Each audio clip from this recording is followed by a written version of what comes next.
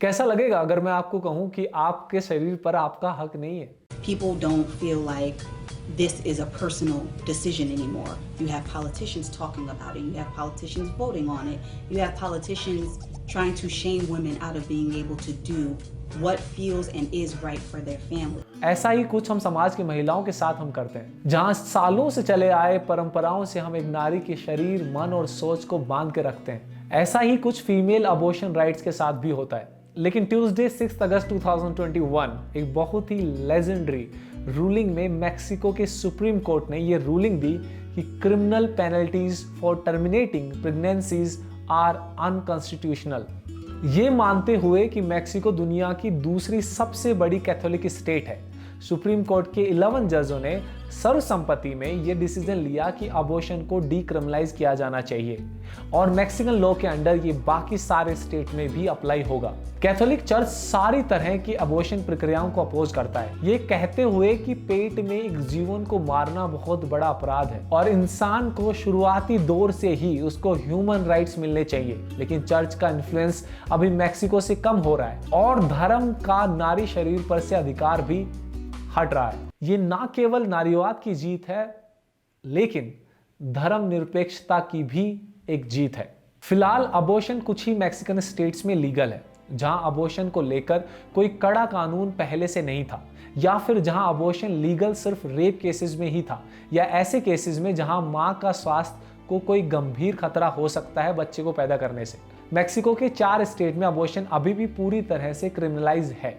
Abortion का विवाद काफी दिनों से मैक्सिको में चल रहा था और बहुत सारे फेमिनिस्ट और वुमेन राइट वर्कर्स ने ये रिप्रोडक्टिव राइट्स की अहमियत जताई। इसे पूरे देश भर में लागू करने में अभी भी थोड़ा टाइम लगेगा। और तो और इसका ये भी मतलब हुआ कि जो औरतें जेल टाइम सर्व कर रही थी उन्हें अब बरी कर दिया जाएगा और अब औरतें स्टेट अथॉरिटीज को सू भी कर सकती हैं ताकि उन्हें उनके अगेंस्ट ऐसे किसी भी तरह के चार्ज ड्रॉप किए जा सके। अब बात करते हैं abortion laws in India. India उन चुनिंदा देशों में है जहां अबॉर्शन को हेल्थ इशू के बेसिस पे या फिर पेरेंट्स के सोशो इकोनॉमिक बेसिस पे सपोर्ट किया जाता है। तो औरतों को अभी उनकी बॉडी पे फुल ऑटोनॉमी अभी तक नहीं दी जाती। ये एस्टिमेट किया जाता है कि 15.6 मिलियन अबॉर्शन होते हैं इंडिया में। जनवरी 2020 में यूनियन कैबिनेट ने 1971 के medical termination of pregnancy MTP act को अमेंड किया, जिसमें औरतों को रिप्रोडक्टिव राइट्स पर चर्चा की गई और उनके अबॉर्शन के अपर लिमिट को 20 वीक्स से 24 वीक्स में किया गया। और अगर बच्चों में कोई भी हेल्थ इश्यूज नजर आते हैं तो ये अपर लिमिट नहीं रहती, ताकि माँ और बच्चे दोनों की सेहत का ध्यान रखा जा सके। हालांकि इंडिया में फेमिनिस्ट राइट्स का उतना विस्तार नहीं हुआ है, लेकिन इंडिया उन टॉप लीग कंट्रीज में से है जो कुछ हद तक औरतों को रिप्रोडक्टिव और अबॉर्शन राइट्स देती है। औरतों को ना तो कोर्ट का परमिशन चाहिए, ना ही अपने पार्टनर का।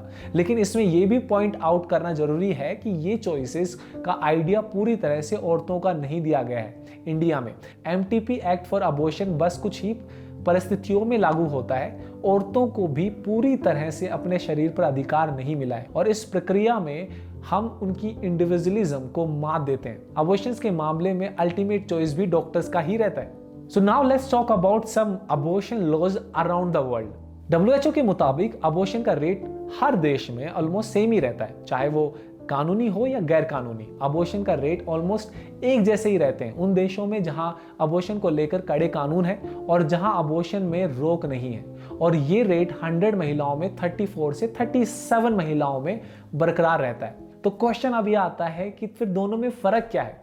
मेन फर्क रहता है अबॉर्शन की सेफ्टी में। जिन देशों में अबॉर्शन लीगल है उन देशों में 90% अबॉर्शन बिल्कुल सेफ होते हैं, लेकिन जिन देशों में अबॉर्शन बैंड है, इलीगल है, वहां सिर्फ 25 अबॉर्शन ही सेफ होते हैं। क्यों? ये इसलिए क्योंकि अबॉर्शन को इलीगली छुपते छुपाते हुए कैरी आउट किया जाता है without any open proper training and practices, जिसकी वजह से अबॉर्शन का प्रोसेस काफी अनसेफ हो जाता है। WHO के मुताबिक लगभग 8% मैटरनल डेथ दुनिया भर में सिर्फ अनसेफ अबॉर्शन की वजह से होती हैं और जो लगभग सारी की सारी सिर्फ डेवलपिंग कंट्रीज में ही होती हैं जहां अबॉर्शन के खिलाफ कानून है। हालांकि अबॉर्शन के लीगल स्टेटस देशों में वेरी करता है। ऑलमोस्ट हर देश में अबॉर्शन करने की कुछ ना कुछ शर्तें होती हैं और दुनिया भर में अभी भी 6 देशों में से अबॉर्शन पूरी तरह से बैंड है। 26 देशों में अबॉर्शन इलीगल है। प्रेगनेंसी चाहे रेप या इंसेस्ट की वजह से ही क्यों ना हो। और 37 देशों में अबॉर्शन तब तक इलीगल है जब तक मां के जीवन को कोई खतरा ना हो। तो देखा जाए तो एक औरत के राइट टू लाइफ पर ही दुनिया भर में हम सवाल उठा रहे हैं। Now question comes, what after a pregnancy. Pregnancy के बाद बेसिकली 3 ही ऑप्शन रहते हैं, परवरिश, अबॉर्शन या फिर अडॉप्शन। ऐसे डिसीजंस पर सिर्फ और सिर्फ मां का हक होना चाहिए। टीनेज प्रेगनेंसी हमेशा किसी न किसी डिसएडवांटेज ग्रुप्स में होती है, जिसके मेंबर्स को बड़े होने पर बहुत सारे कठिनाइयां, परेशानियों को सामना करना पड़ता है।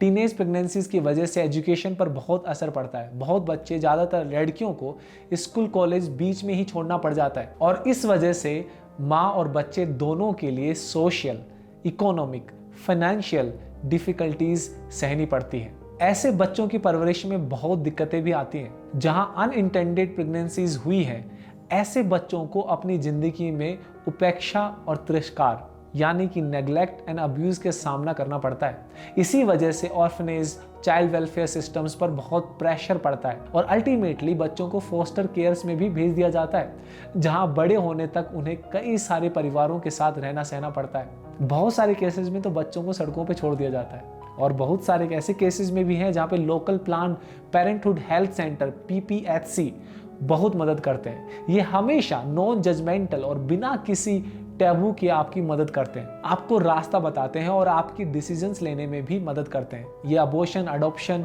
नेटल सर्विसेज और रेफरेंसेस भी प्रोवाइड करते हैं। अगर आप अडॉप्शन के बारे में सोचते हैं तो आप इसका डिसीजन प्रेगनेंसी के वक्त ही ले सकते हैं। अडॉप्शन का प्रोसेस बच्चे के जन्म होने के पहले से ही शुरू हो जाता है और जन्म होने के बाद से ही बच्चों को एक घर और परवरिश की उम्मीद मिलती है। अडॉप्शन का टाइमलाइन पूरी तरह से माँ पर डिपेंड करता है, उनका पूरी तरह से ख्याल भी रखा जाता है। So now let's talk about problems pertaining to abortion.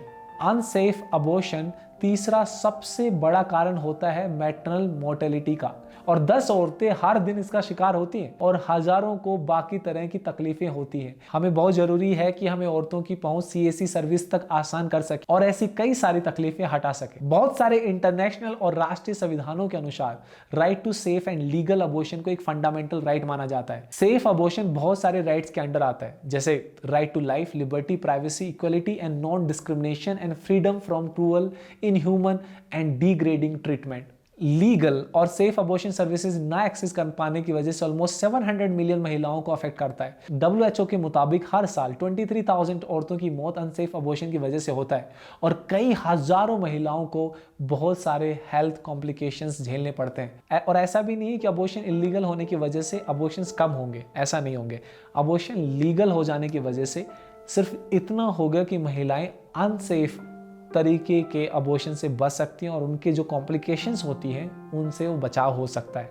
कई बार क्या होता है, अनइंटेंडेड प्रेगनेंसीज की वजह से बहुत सारे सोशल, इकोनॉमिक, पॉलिटिकल, साइकोलॉजिकल और बिहेवियरल इश्यूज औरतों से जोड़े जाते हैं। और कभी कभी क्या होता है, चाइल्ड असॉल्ट और अंडर एज रेप विक्टिम में प्रेगनेंसी के सिम्टम्स बहुत लेट भी आ सकते हैं। ऐसे केसेस में कभी कभी 20 हफ्ते भी कम पड़ सकते हैं और ऐसे केसेस रेयर नहीं है बल्कि बहुत ही ज़्यादा होते हैं। एक 10 साल की चंडीगढ़ की बच्ची को एक उस पर जुर्म करने वाले मर्द का बच्चा पैदा करना पड़ा बिकॉज ऑफ दीज रूल्स। तो दोस्तों बस मैं यही कहना चाहता हूँ कि ये बहुत बड़ा मुद्दा है और हमें इस मुद्दे को उठाना चाहिए, क्योंकि प्रेगनेंसी एक महिला का अधिकार है, वो करना चाहे या ना करना चाहे, अगर उसकी मर्जी है कि नहीं मर्जी है। कई बार कई केसेस में तुम्हें देखते हैं कि कई बार हमें 24 हफ्तों तक भी पता नहीं लगता है। ऐसे केसेस में बच्चों को अगर हम इसको इलीगल कर देंगे तो ऐसे केसेस में ना तो उस बच्चे की कोई जिम्मेदारी ले सकता है, ना ही उस सोशल इकोनॉमिक प्रॉब्लम्स की वजह से, ना ही उस महिला का इस हिंदुस्तान में, एटलीस्ट हमारे कंट्री में इज्जत नहीं की जाएगी, जिसकी वजह से या तो बच्चों को सड़कों पर छोड़ा जाएगा या ऐसे केसेस में माँ बच्चे को पैदा करते हुए बहुत सारी कॉम्प्लिकेशंस को झेलना पड़ेगा, जिसकी वजह से माँ को खतरा होता है। आई होप आपको ये टॉपिक हमारा अच्छा लगा। अगर आपको हमारा टॉपिक अच्छा लगा तो आप शेयर कीजिए, सब्सक्राइब कीजिए और हमें फॉलो करते रहिए। थैंक यू, धन्यवाद।